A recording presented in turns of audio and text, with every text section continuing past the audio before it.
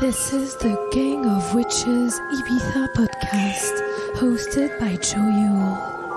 Each new moon, we'll explore with our guests how to think globally and act locally with ecofeminism. Awaken all your senses. The spirit of the witches comes to your ears. The Sabbath is that way. Gang of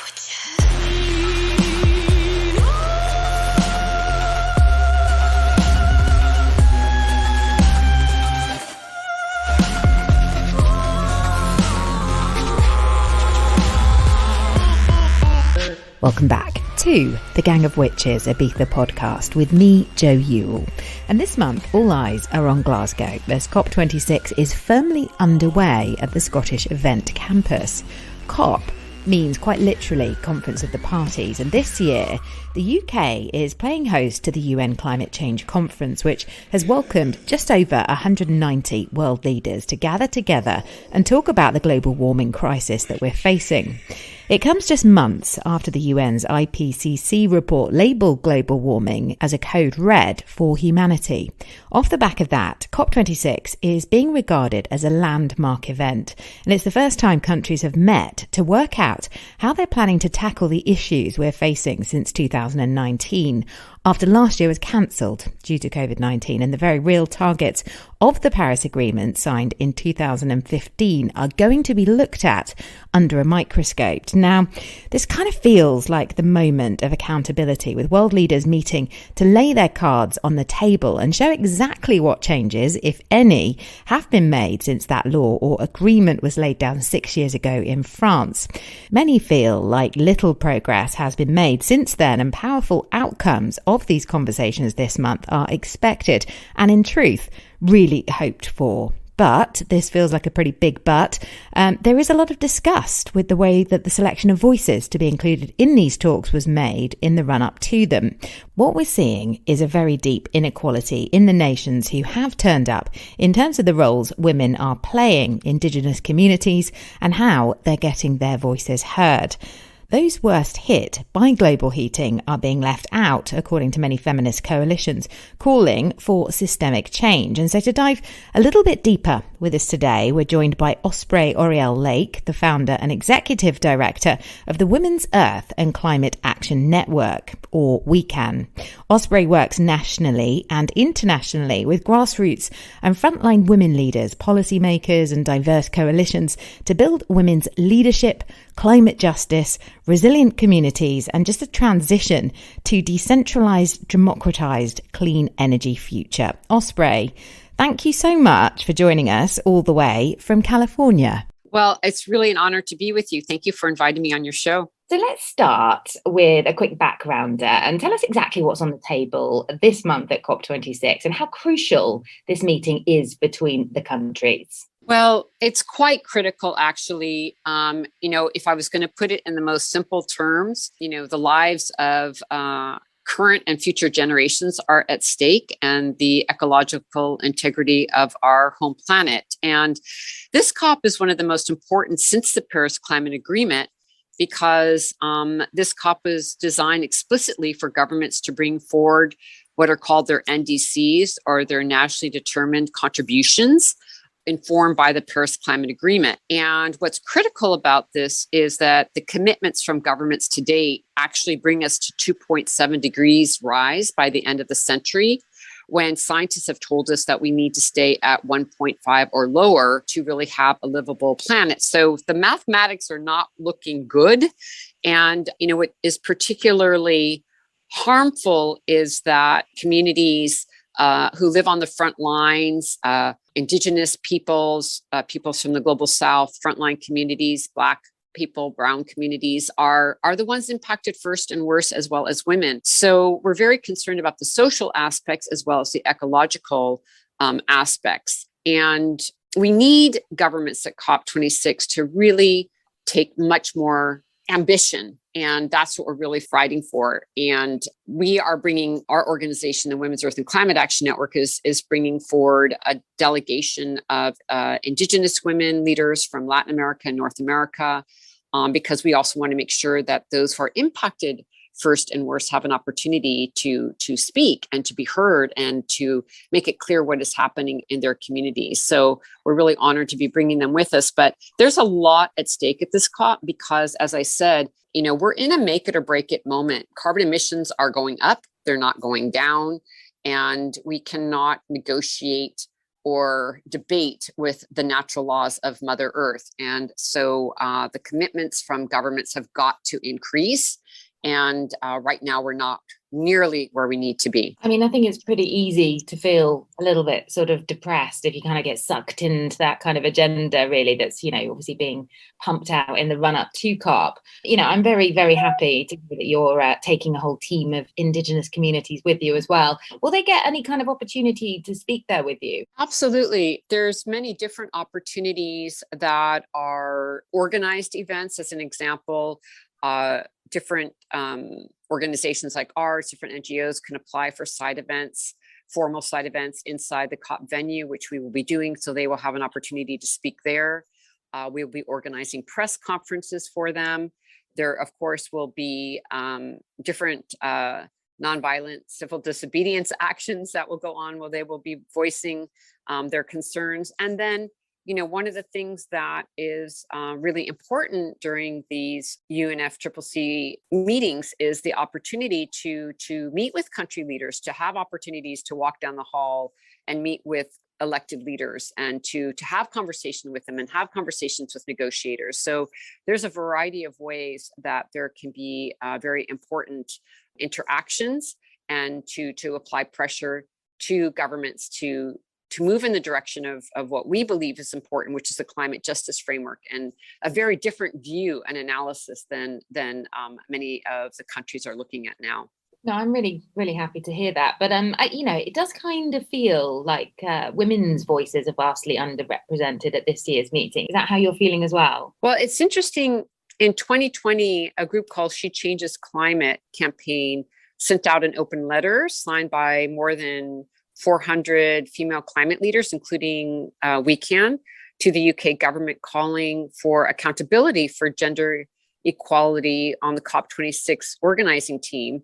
And at that time in 2020, the COP26 leadership consisted only of men.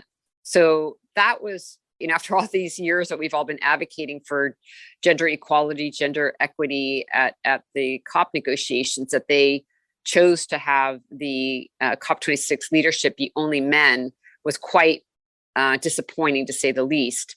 And we've continued to advocate for further women leaders representation, so that that there is more women involved, and also leadership that is reflective of the leadership of women around the world.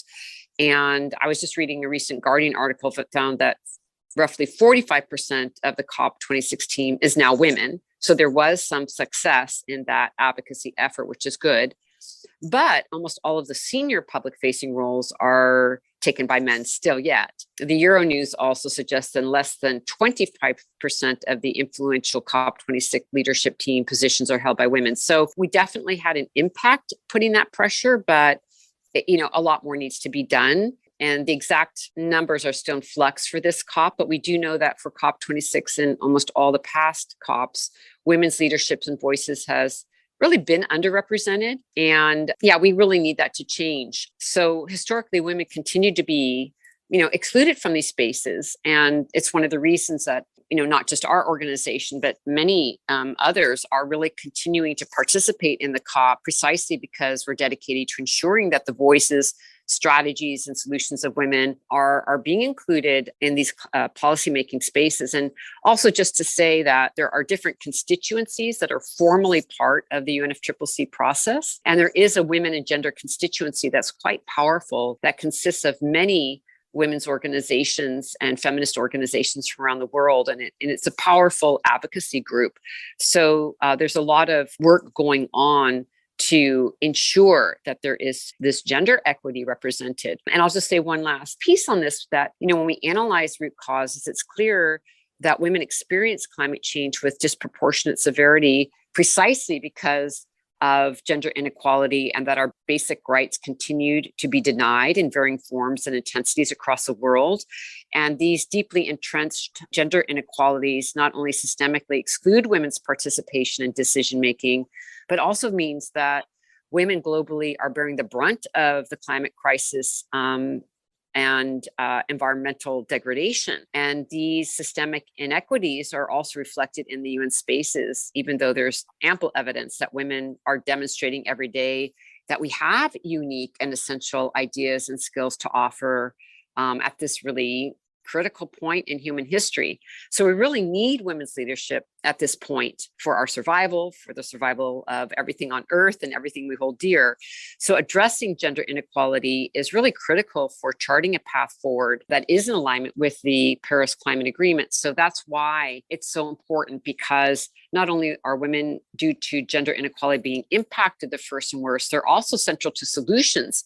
So for both reasons, we really need to continue to advocate for their participation. Thank you for making all those points. And that's exactly why when I first saw that, the British team, who are actually, the hosts of this year's event, Alok Sharma, who is obviously, the president of COP and also in, the UK cabinet team, thought it was okay to take 10 men to the whole thing to represent England. And I find that embarrassing and weird that even 1 year ago, it took a team of people to lobby them to change the representation. And that's just not acceptable. I think they've added one woman into the mix to try and even things out. We'll see. It just feels very archaic that, even in 2020, we're seeing, Britain even putting up 10 men to go to this event, as you just pointed out, which is very, very important for women to be heard.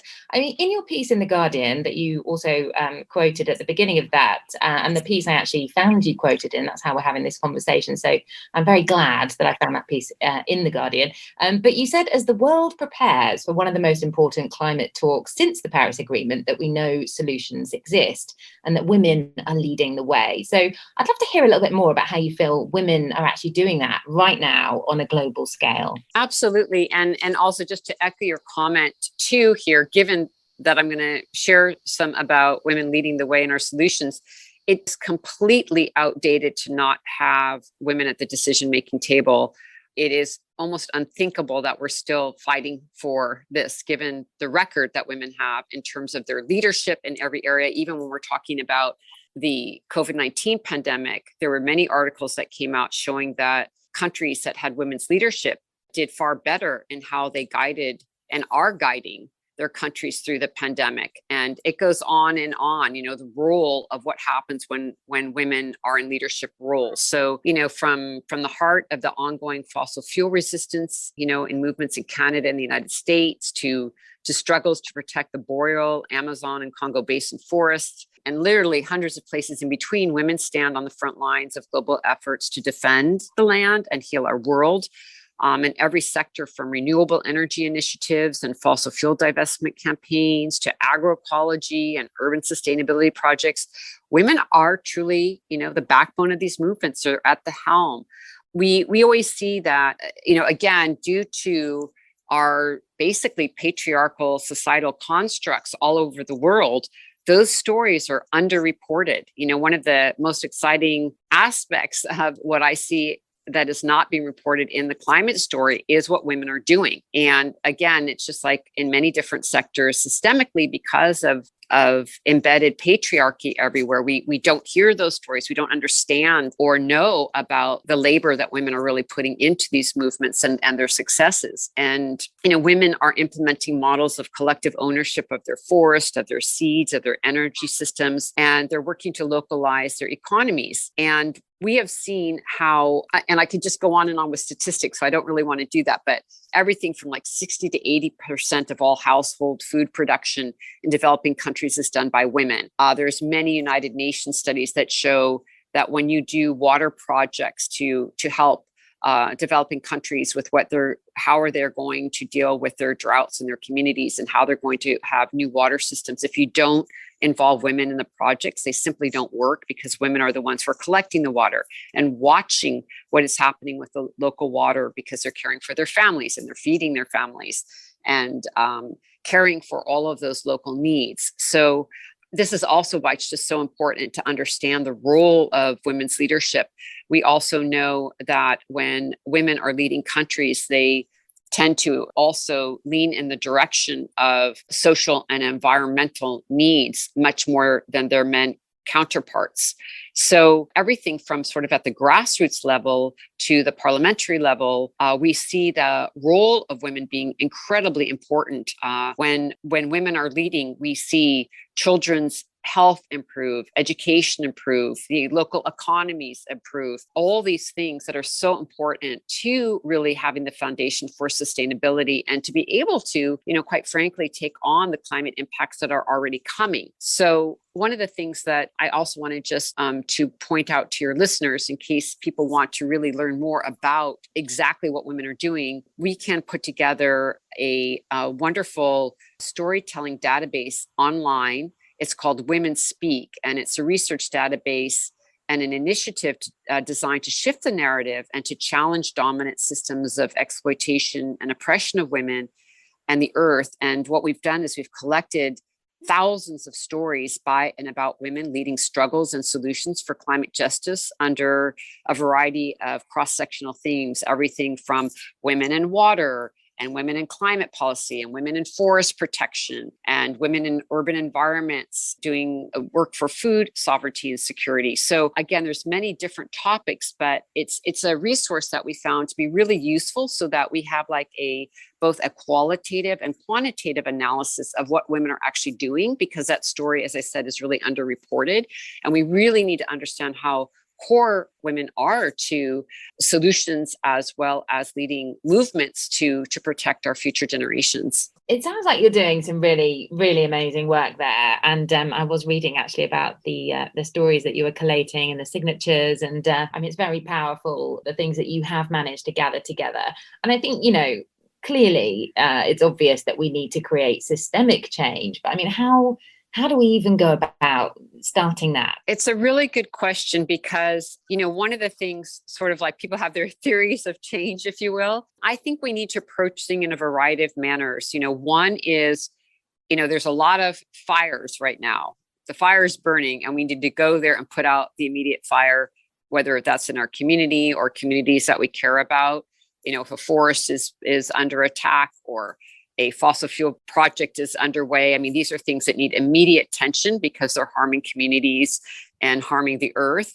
And at the same time, we also need to have a long-term vision of systemic change because that is essential to how we are going to live with each other and the earth for the years to come, and more of a seventh generation thinking, so to speak. And to truly address the root causes as well as the scope and scale of the climate crisis, we really need policies that are systemic across all sectors of society, that are strong in feminist principles and also strive to combat historical oppressions. As an example, the climate crisis has emerged from interlocking systems of capitalism, resource extraction, labor exploitation, racism, colonialism, and patriarchy. We have to confront this crisis in a way that has coherence, understanding that all of these different systems of oppression are interlocking.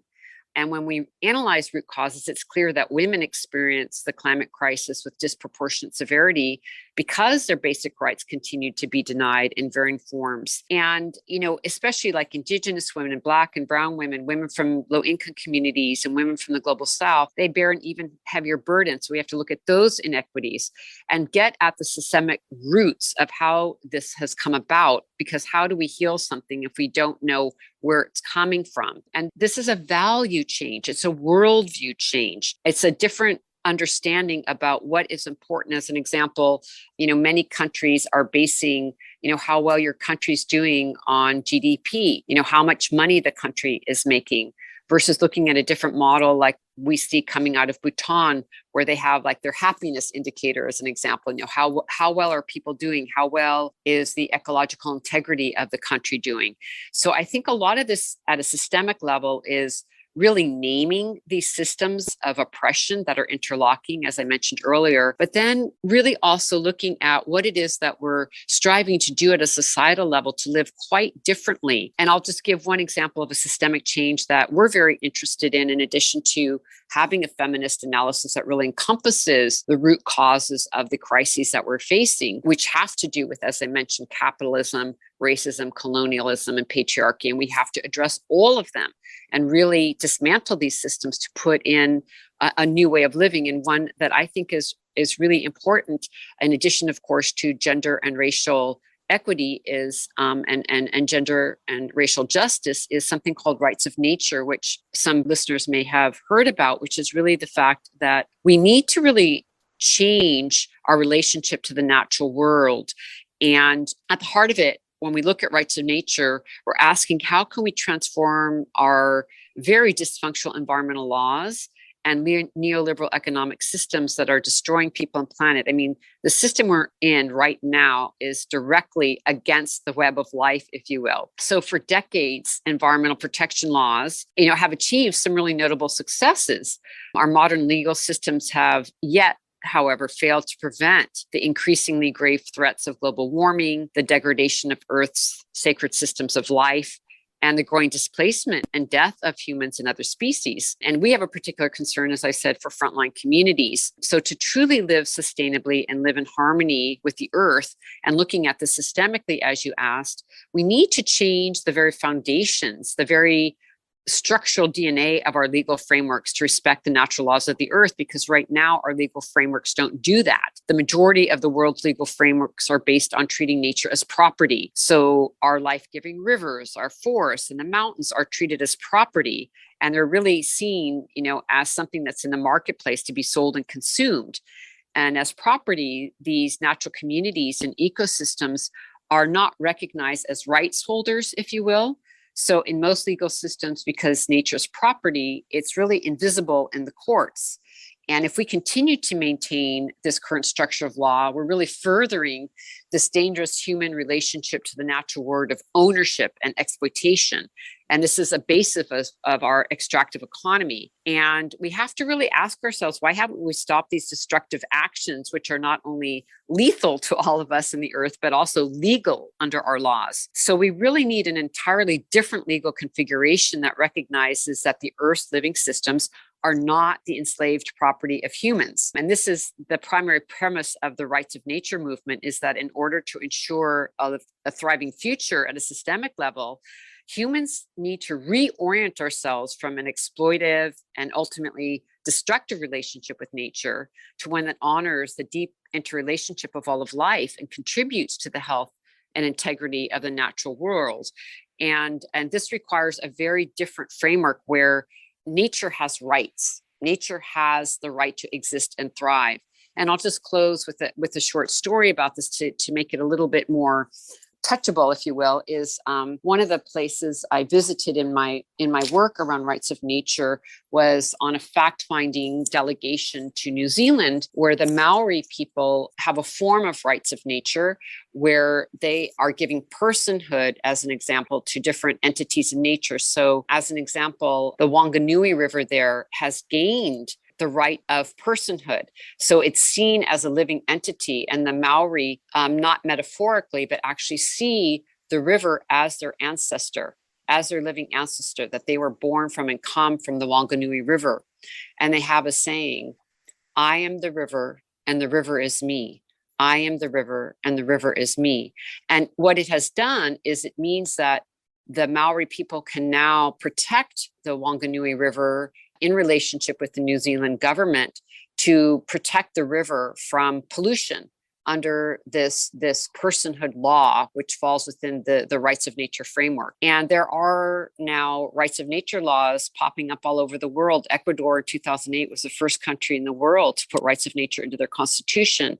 And I could give many examples, but again, it's a systemic approach of how do we change our relationship with nature legally, which would create a systemic change about what harms could or be prevented happening to the natural world. Osprey, thank you. That's such a beautiful story and so beautifully put. I am the river and the river is me. I mean, if only companies that were of just such an extractive nature could think along those lines. And, it reminds me actually of a previous podcast that we put out with Jojo Mater, who is actually kind of upholding the thoughts and the agenda of Polly Higgins, who is sadly no longer with us, and who is trying to get this ecocide law put into the International Court of Human Rights, so that the earth can be protected and can have its own rights of justice, as you've just been explaining to us. And I think it's really important. There is a beautiful work being done by people like Client Earth and many other groups of lawyers now. There does seem like there's a real fight, sort of an uprising beginning in the courtrooms across the world, and suddenly people are starting to understand that nature is a member of our society and the one that presides over all of us at the end of the day, and without her there is no life for the rest of us anyway. So hopefully, as you say, that's not too far down the road. I mean, would it be true to say, talking about these Indigenous communities that you've been mentioning, I mean, a lot of those women most affected by climate change, as you've said, reside in the global south, but how are their voices being represented at COP? Well, they need to be represented far, far more than they are. I think at this crucial juncture, it's really imperative to not only broadly lift up women's voices in leadership, but especially center the voices of women from the most impacted communities, Indigenous women, women of color, and global south countries, as you mentioned. These women and their communities have a long history of resistance and knowledge of the land, and can offer solutions and effective responses to climate change and environmental crises, because they've been facing this for a very long time. And uplifting and adhering to their leadership, their knowledge, is not only morally the right thing to do, but essential for the health of the people and planet. So, just to kind of give an overview, about 80% of all the biodiversity left on Earth, 80% is in the hands and lands of Indigenous peoples. So when we're talking about the last waters, the last forests of the world, we're talking about Indigenous peoples who have maintained a healthy relationship with their lands and territories. So within that context, it's so vital to have their voices represented at the COP. And without them and their guidance, we don't have the right foundation or worldview or understanding of these living ecosystems that they have maintained for millennia. So their voices are so imperative. Juxtaposed to that, unfortunately, is the harms that the global south voices have, as an example, and the lack of their presence in these spaces. And some of the women that we work very closely with, as an example, that are working to defend their territories in the Amazon rainforest, which is critical to not just South America, but the whole world, in the way that the Amazon rainforest is key to the ecological integrity of the climate itself all over the world, is the fact that a lot of these land defenders are under attack. The women are criminalized for protecting their territories. And yet, as I say, these women are central leaders to solutions. And I know just in 2020, Global Witness reported 227 environmental land defenders were killed, making it the most dangerous year on record. And those are primarily Indigenous peoples. And again, as I mentioned, women land defenders who tend to be the backbone of a lot of these movements. And we're highlighting this in our work at the COP because we know that the most effective way to protect biodiverse regions, such as the Amazon rainforest, is to protect the rights and sovereignty of Indigenous peoples and local communities. I will mention a bright light, since it's such a hard topic, is that we've been working very hard with Frontline leaders in several global south countries, in Ecuador, in Brazil, in Bolivia, in Colombia, for something called the Ecuazu Agreement. And we've been advocating it for years, and it was just finally ratified last year. And it is an agreement to ensure human and Indigenous rights and the protection of environmental defenders is respected. And it's one of the few agreements that combines both environmental laws and protection for land defenders. And so it's something that we're going to be bringing as an advocacy piece to our delegation at the COP. As I said, it was just ratified in November of last year.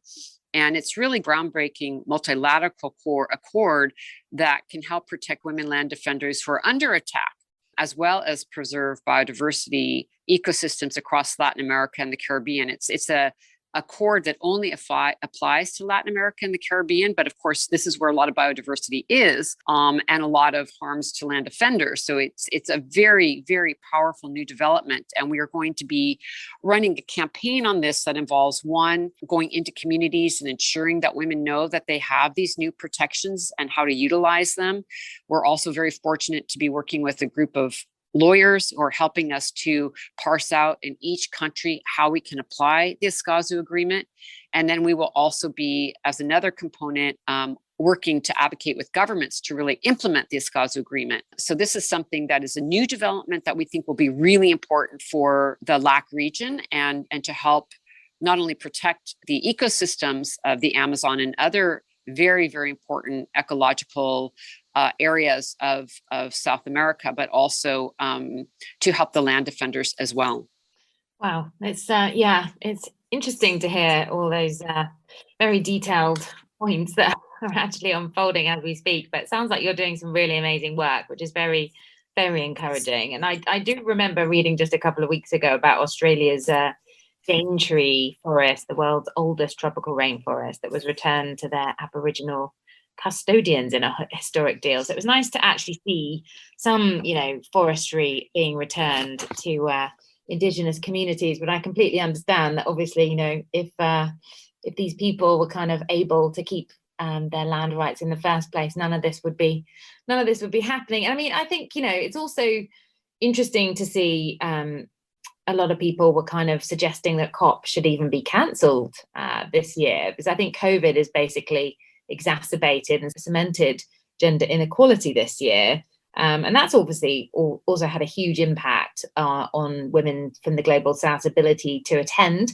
And due to the fact some of those countries are even still red listed, like Colombia, Peru, Haiti, Ecuador, for example, they'd have to quarantine for 2 weeks in hotels, and that could cost thousands.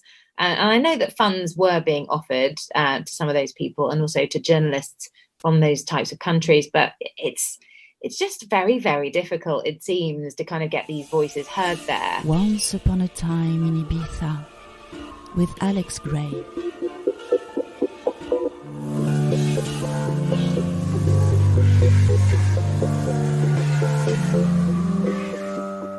All rise, all one, hear our ancient secrets, our song.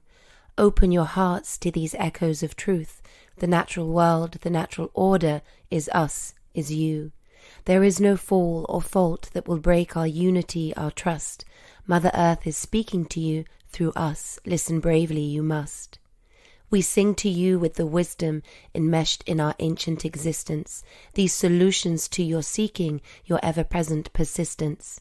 Defenders of the land, guardians of the sky, whispers of the sea, they will tell you no lie.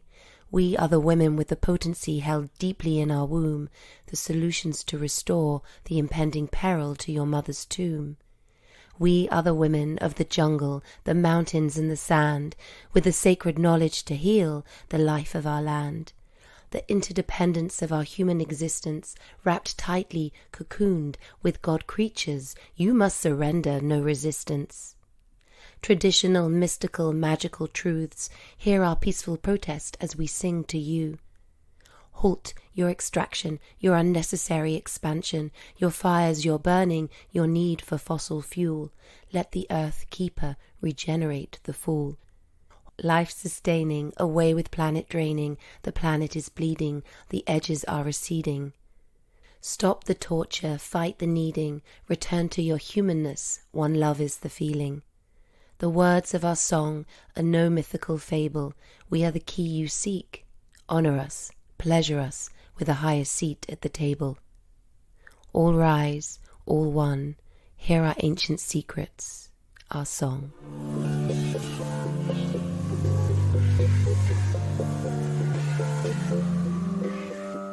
I saw that you were at the COP21 negotiations, the last one that took place, and spoke on the panel in Paris as well. So, this is not your first rodeo, so to speak. And I'm interested to hear a little bit more about how things shaped up there. I think a lot of people just don't really know what's going to unfold, in Glasgow. So in terms of female input, do you think things have changed this year?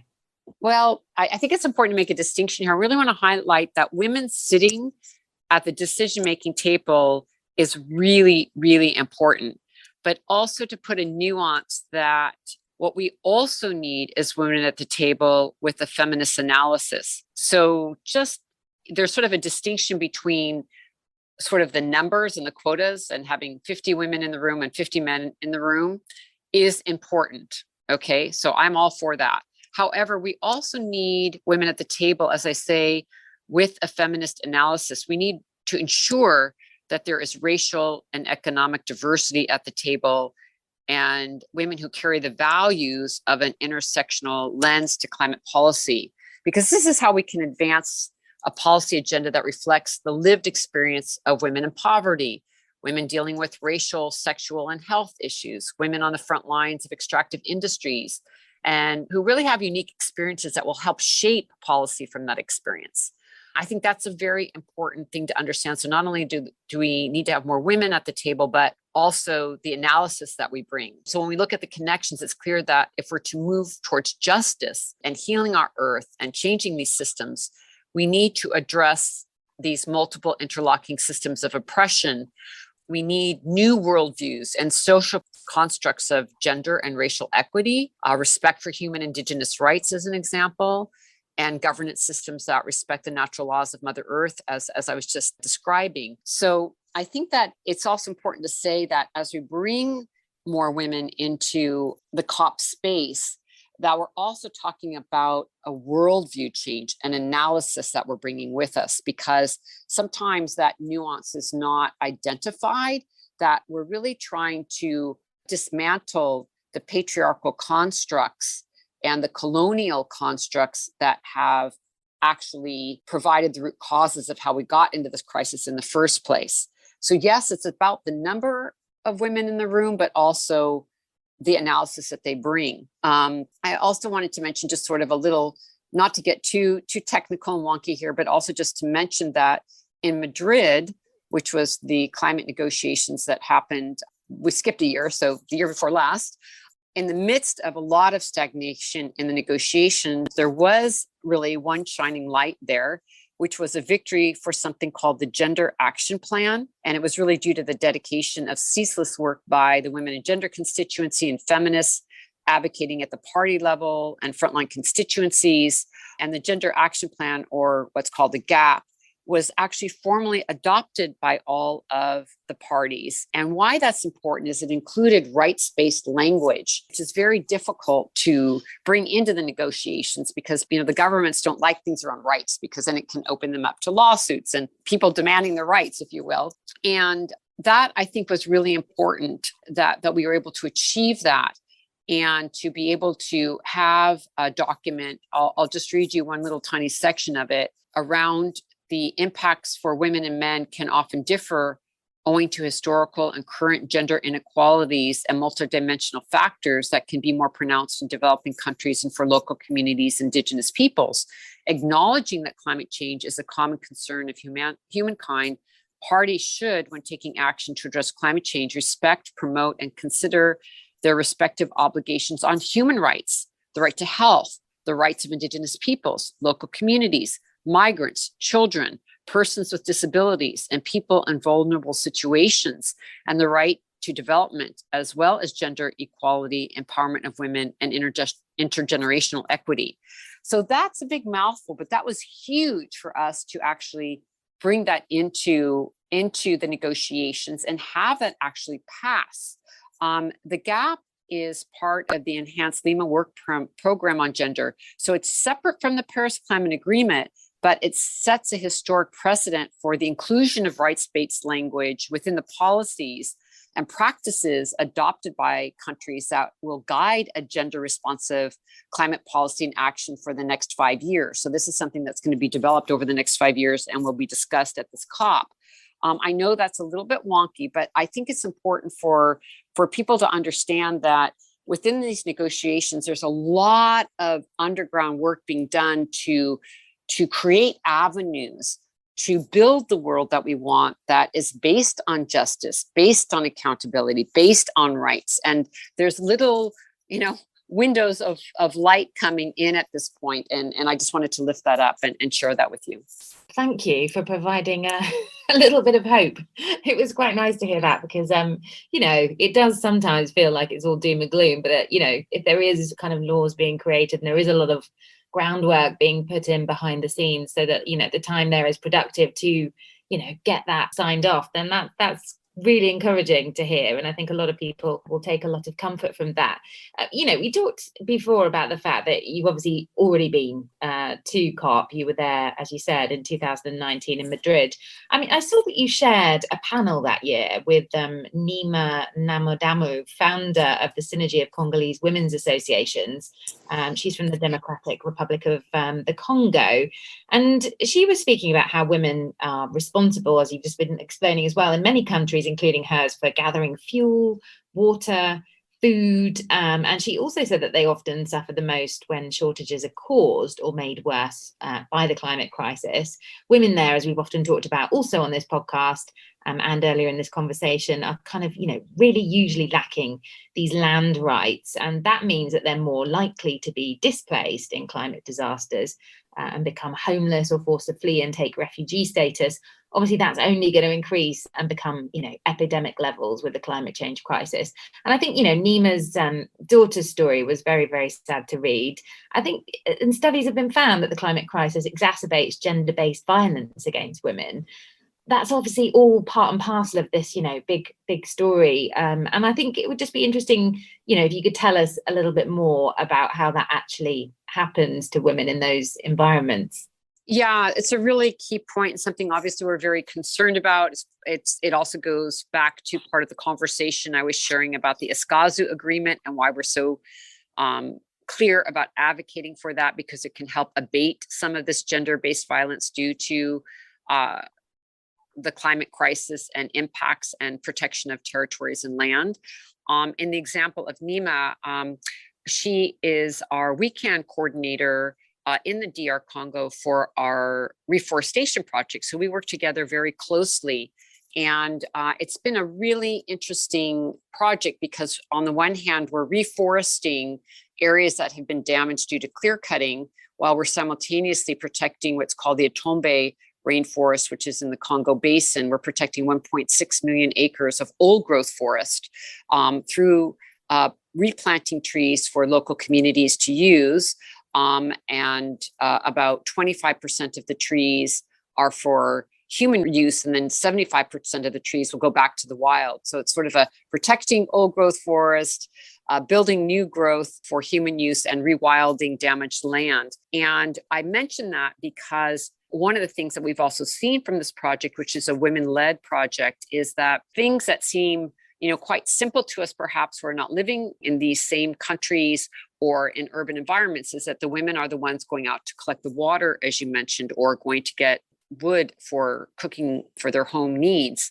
And when they do that, they can become very vulnerable to sexual violence and rape, because as they go further and further to collect firewood or further and further to collect water as droughts increase, unfortunately, they become very, very vulnerable.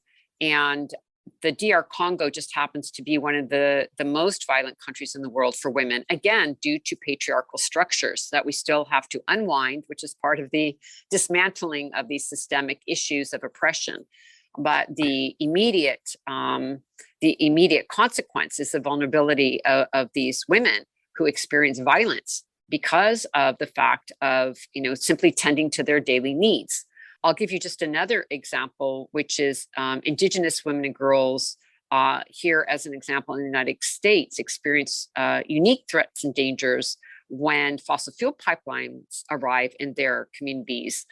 one of the most well-documented and really devastating gendered implications of the oil and gas industry is the increase in rates of sexual assault and violence against Indigenous women and girls in areas where temporary housing sites, which are called man camps, are erected for transient male workers. So they're not part of the community. They come in just to work on the fossil fuel pipeline. And this has been a really horrific situation that particularly affects Indigenous women whose territories these pipelines are often in. And we've been working very closely on something called the Line 3 pipeline in Minnesota here in the United States.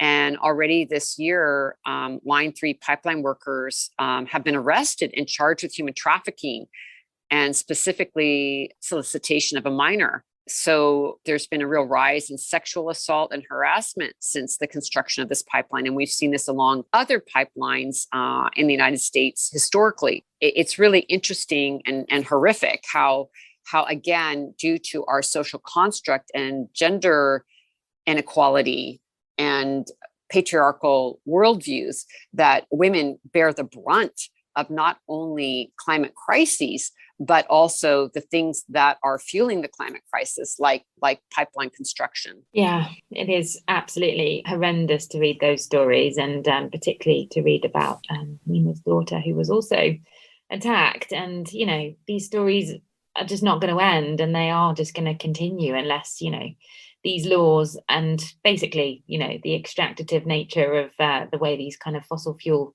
companies are still kind of winning. And, only Shell the other day, I think, were basically saying that they're just not going to be able to meet the deadline for, basically stopping their work. And they're obviously willing to take that to court as well, which is just heartbreaking and very sad to see. I mean, through your piece in The Guardian, let's go back to positivity here. I found your call to action from the Global Women's Assembly for Climate Justice last month, demanding that world leaders in fossil fuel expansion move to 100% renewable energy. Now, most countries are saying, or they agreed to 2050, but I'm sure that needs to obviously be 2030. We are literally in the last gasps of opportunity. And I'd love to know your opinion on sort of how realistic you think that is, or, could that outcome be of COP26? And can you give us like a little debrief of what else the 5-day conference maybe entailed in September? Yeah, I think what we need to understand is that what many of us in people's movements, if you will, are saying from a variety of different sectors in the climate justice movement is we don't want to hear anymore what is being told to us is politically possible within the current political frameworks, or what business is telling us is current business practices as they are. We're well aware of the political limitations, and we're well aware of business models. As an example, the financial institutions who finance the fossil fuel industry, who have put trillions of dollars into fossil fuel expansion since the Paris Climate Agreement. So we're well aware of these things. The point is that we need to move out of the current politics and out of business as usual.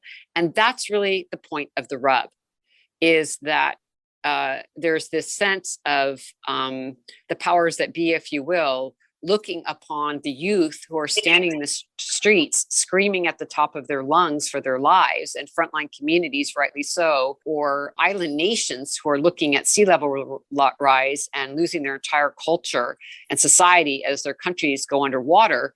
That's somehow not reasonable, that we don't understand how the system works, that we don't understand how politics work, that you can't move that quickly. And yeah, we're demanding, if 10 is where we need to go, that we go from 1 to 10. Yes. And that is very, very difficult. I don't say that easily. I don't say that as someone who is trying to be in some kind of fantastical reality. But if we see a child in the road and a car is coming at them at 70 miles per hour, we don't have a negotiation. We don't have a debate. We don't have discussion. You run into the street and grab the child out of the road. And that's where we are. Things change, and we need to be in a very different dynamic. And so that's the demand. We're saying, look, there's no business on a dead planet. If you don't have any children or grandchildren, all that money you're piling up and refuse to move right now, or afraid of taking losses as we have a just transition to renewable energy, won't matter. So we're trying to bring a very different kind of logic, because many times these arguments and points of stalling the conversation are around this sense that the demands being made by the climate justice movement are unreasonable, when we're saying it's unreasonable that we should all die, quite honestly, So anyway, going back to your question, the Global Women's Assembly for Climate Justice, Solutions from the Front Lines and the Protection and Defense of Human Rights of Nature, we just completed it. It was really powerful. It was a 6-day gender diverse public forum. And just for listeners to know, it's all uploaded on YouTube and on our Facebook site. So you can listen to, 6 days of incredible content of 100 climate leaders from 40 countries talking in 20 different unique panel discussions. And we discuss struggles and solutions, visions for climate justice, including the intersectionality of gender, racial, and environmental justice, Indigenous rights and resistance efforts, the just transition to renewable regenerative energy, feminist global policy, women in forest protection, fossil fuel resistant campaigns, agroecology, environmental racism, feminist care economics, because that's also really important. What's the new economy that we're trying to build? Rights of nature, as I was discussing earlier, ecocide, as you mentioned, challenging corporate power. And so it was just such a rich plethora of discussion and power building together, and really seeing that, we can achieve the world we want. It's not so much that we don't have the solutions, but we really need to do everything we can to step into how do we stop the harms that are going on and disrupt the systems that are really interfering with this new world we all seek, that has justice at the center. And as part of the assembly, we also delivered a really powerful call to action to governments and financial institutions worldwide. It was signed by over 150 organizations representing millions of people globally. And the call to action outlined steps that governments and financial institutions can take to meet the urgency of the moment and bring forward strategic plans and policies that actually help us stay below 1.5 degrees global warming, as outlined in the Paris Climate Agreement. And so one of the things that I'm also excited about, I guess I can announce it here, where I guess it's public now. I was very, very honored to be invited to a high-level thematic session that will be happening October 26th. It's being held by the United Nations General Assembly President, who's from the Maldives Islands.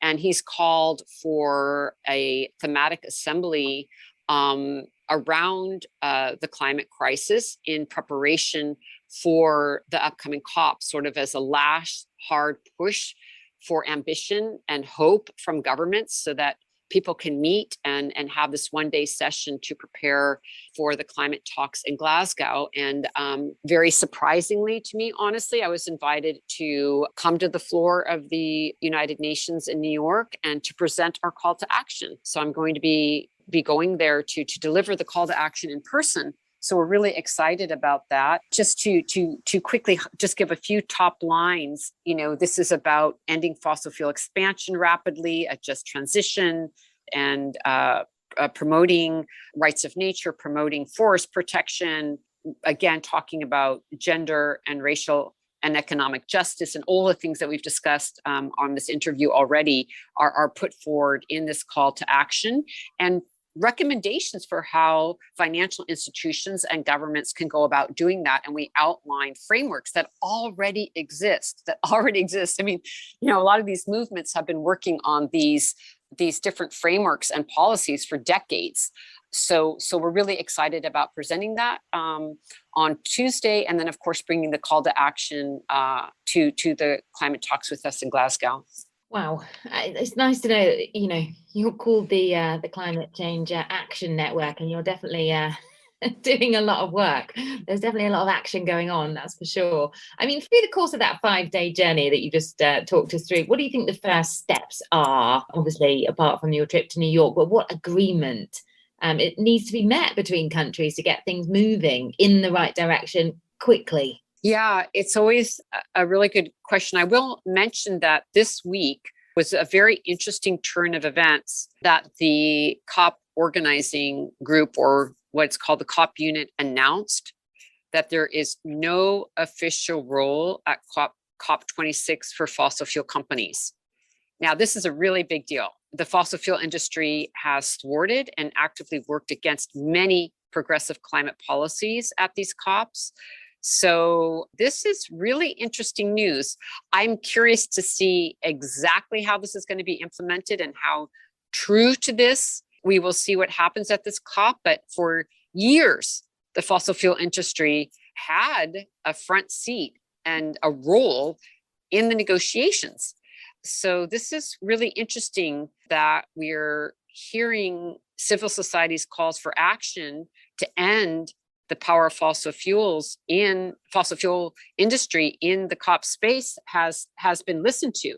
So that, I think, is a really good sign. Osprey, thank you so much for all the kind of very, very in-depth information you've given us today on the podcast. I wish you all the best with your team at COP. I think, it'd be really good to wrap up, I think, with a little bit of comfort for young people. I mean, the people this is going to affect the most, and, probably the people that care the most about the outcome of this for obvious reasons, but they're freaking out right now. Eco-anxiety is a real thing for young people.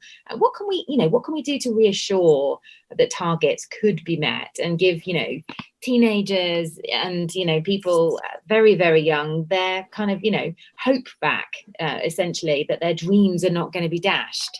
I don't like to provide false hope. We're in a crisis, and young people are driving the urgency call to action as they should be. This is their future. So my heart goes out to young people and what they're feeling and why they're out on the streets. I mean, right now here in the United States, we have 5 young people who are actually on a hunger strike over legislation that has to do with climate policy. So all over the world, young people are truly, the leaders of this moment, and their voices are more important than anyone. So we need to be listening to the young people and their calls to action, and not pretend that this crisis is less than it is. And at the same time, I would say it's critical that we all continue to radically imagine a world that we know is possible. And I say this because as stability in the current system falters, which it is, this is actually a time where new ways of thinking, visioning, and being can have a considerable impact. Even ideas and policies that seemed too radical before can actually take hold. It's a moment that there could be a crack in the power structure that exists, because also Mother Earth is showing us through all of these different, climate related disasters that things can't go on as they were. And as the poet and musician Leonard Cohen has said, there's a crack in everything, and that's how the light gets in. So we're in that moment where the crack is happening. And importantly, the pressure and insight of global people's movements and the youth are central to pushing forward transformative and bold leadership right now, because we do not yet have the politics, as I mentioned earlier, in place to tackle our multiple interlocking crises. So we need to draw upon the knowledge and leadership of the youth, of Indigenous peoples, of frontline women and feminists who are already deeply engaged in solutions. And we're rising every day all over the world. We are rising up. And I take great hope in the young people and everyone who is awakening and saying, we've got to stand up like Mother Earth's immune system and do something. And to know that this is the time where things are faltering and we have an opportunity, and we just need to keep working together. And we can make this change. We're in the 11th hour, but we have to continue to work together and to hold each other up and to stand in solidarity. Beautiful. Thank you so much, Osprey, for making the time in your busy day to join us here on the Gang of Witches Ibiza podcast. Thank you so much for having me. It's a delight, and best wishes to you. It was the Ibiza podcast of Gang of Witches, hosted by Jo Youle. See you at the next new moon. Until then, take care of yourselves. Ciao.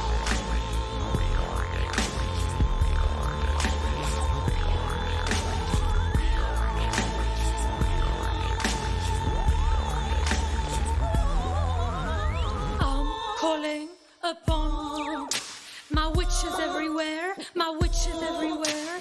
I'm calling upon my sisters everywhere, my brothers everywhere.